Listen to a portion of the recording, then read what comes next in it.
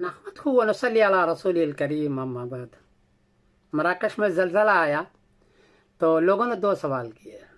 एक तो कि ज़लज़ला आता क्यों है, साइंसी एतबार से बताइए, कुरान के एतबार से बताइए।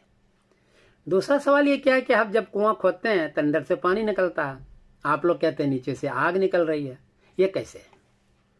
जवाबन अर्ज है कि ज़मीन जब 4 अरब साल पहले बन रही थी तो इसमें ये आग का गोला थी, इसमें कचरा भी है, गैस भी है, पत्थर भी है, एल्युमिनियम भी है, सारा था और बिल्कुल दहकती हुई आग थी ये।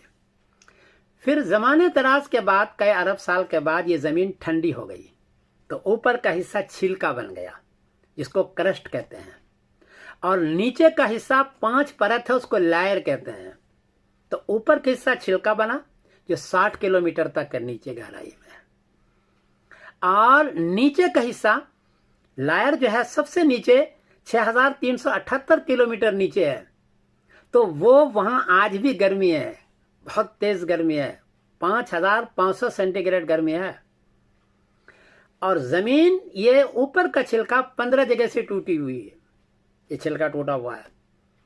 और ये छिलका जहां से टूटा हुआ है, जब नीचे का लावा इधर उधर खिसकता है या खाली हो जाता है तो ये छिलका ऊपर यूं यूं हिलने लगता है या फिर नीचे धंसता है। जब हिलता है तो जलजला, नीचे धंसता है तो जलजला, ये जलजला है, इसको जलजला कहते हैं। इसी वजह से ये जलजला आता है।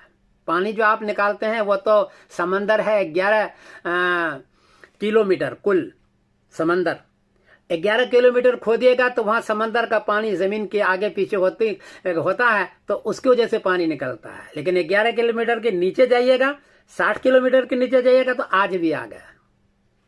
मैं बड़ा हैरान हुआ, खुद नबी करीम सल्लल्लाहु अलैहि वसल्लम ने फरमाया कि क़यामत के करीब अदन के मकाम से, यमन में अदन है, उसके मकाम से धंसना होगा। खसफुन बिल मगरिब, खसफुन बिल मशरिक और खासफन बे जजीरतुल अरब, जजीरतुल अरब में धंसना होगा और वहां से फिर आग निकलेगी। और हदीस के अंदर है काले अदन से आग निकलेगी। ये अदन यमन में है और अदन के पास समंदर है और उस समंदर से आग निकलेगी कि बसरा तक नजर आएगा।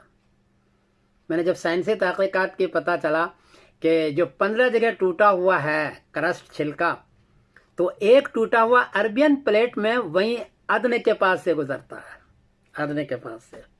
और हदीस में फरमाया कि वहां से आग निकलेगी, वहां जलजला होगा, 3 जलजले होंगे और इतने बड़े बड़े जलजले होंगे कि सारा आदमी मर जाएगा। तो हदीस के अंदर एक बात याद रखो, हदीस में कोई सराहतुन नस हो या आयत में सराहतुन नस हो तो साइंसी तहकीकात जब आखिरी मरहले पर जाती है तो वो उसी पर है जो कि आयत और हदीस में कहा, क्योंकि कुरान पाक की चीज़ है। मैंने 95 तहकीक भी इसमें साइंस और कुरान में लिखी, उसमें सब में यही है। तो इसमें भी यह है, हदीस ने फरमाया कि धंसना होगा क़यामत के करीब। और आज भी ये जलजला जो आता है वो धंसना होता है, नीचे से आग और वो आतिश फशा पहाड़ का लावा इधर से उधर होता है तो टेक्टोनिक छिलके हिलने लगता है, जिसको ऐसे ये जलजला आता है या नीचे धस जाता है। ये सारी चीज़ें हैं, खुद आयत के अंदर भी है, वैदल बिहार और सुजरत के क़यामत के करीब समंदर का पानी गर्म हो जाएगा, यही लावे निकलेंगे, आग निकलेगी और समंदर का पानी गर्म हो जाएगा। तो साइंसी तहकीकात में वही है कि जलजला है और आयत हदीस के अंदर भी ये जलजला है। आज इस पर यकीन रखिए। मैं समीरुद्दीन कासिम बोल रहा हूँ, मैनचेस्टर इंग्लैंड से। अस्सलाम वालेकुम वरहमतुल्लाहि वबरकातुहू।